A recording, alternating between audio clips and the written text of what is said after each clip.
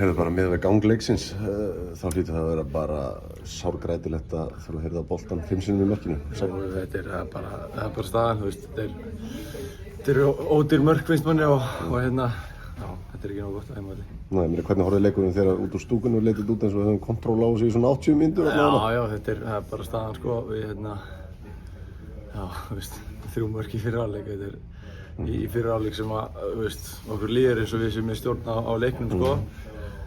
Já, þetta er bara boltinn, það er hérna, við sem að kíkja á þetta á morgun og hinn og laga sem þarf að laga.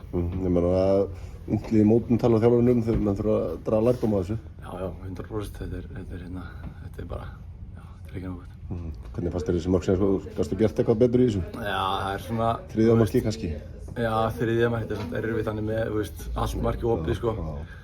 En, þú veist, maður er alltaf sveiktur þegar maður, þú veist, einu varsla í leiknum 5 mörk, þetta er náttúrulega ekki frábært og hérna, já, ég þarf að skoða þetta betur líka.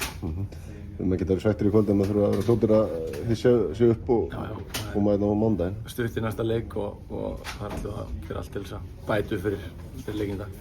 Takk.